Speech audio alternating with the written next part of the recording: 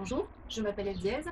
Mon cœur de métier est formatrice en gestion de points de suspension, des émotions, du stress, des priorités, de l'organisation et du deuil. Comme vous tous, le 17 mars, tout s'est arrêté pour ma vie professionnelle. Zéro, agenda annulé, vide, retour à la maison. Et à partir de là, comme tout le monde, le vide. Les 10 premiers jours, j'ai trouvé ça sympathique. Enfin des congés, enfin du repos. La semaine d'après, ça a commencé à tourner, à ruminer, à questionner. Et j'ai fini par sortir de mes tiroirs des outils que j'avais utilisés il y a quelques années. Et que je me suis posé des questions en me disant, et qu'est-ce qui va se passer? Qu'est-ce que je vais faire en sortant? Comment je vais le faire? Est-ce que mon métier fonctionnera toujours? Ou est-ce que je m'oriente sur autre chose? Grand questionnement professionnel. Dans la vie à la maison, difficile de trouver ses espaces, difficile de trouver son temps. Tous mes outils ont été efficaces. Je me suis réinventée. J'ai pris un temps pour moi, enfin, parce que quand le travail commence, on a le nez dans le guidon, hein, expression consacrée que tout le monde connaît.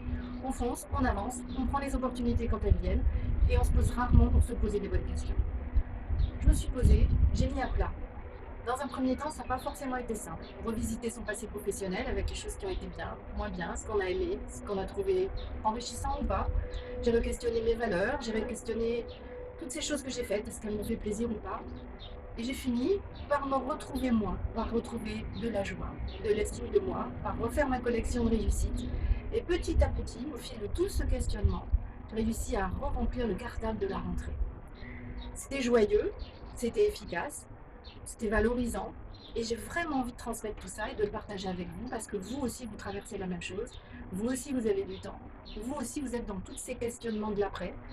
Et ce qui est important, c'est de le faire de façon positive et créative. Donc en fait, j'ai envie de vous dire que quand l'employeur m'a appelé, ça a été la cerise sur le gâteau. Parce que jusqu'à maintenant, je ne travaillais qu'en présentiel. Pour moi, le distanciel, le matériel, ça restait des points d'interrogation et je ne savais pas trop comment m'y prendre. Donc là, l'opportunité est arrivée, comme le point d'exclamation à la fin d'une phrase joyeuse. Donc c'est un grand plaisir pour moi de vous proposer ça. Et le premier module, je vais proposer un outil que j'aime énormément, que j'ai appelé avec un peu d'humour l'ascenseur de la vie. Et je vais vous inviter, tous ensemble et individuellement, à vous questionner sur les tâches les plus appropriées pour vous, pour votre changement, pour le pas d'après. Connaître l'ascenseur de la vie, c'est utiliser un outil dynamique, et pas seulement dans le milieu professionnel. Donc je vous attends avec grand plaisir pour partager ça avec vous, et j'espère que vous y trouverez autant de joie que moi à l'utiliser.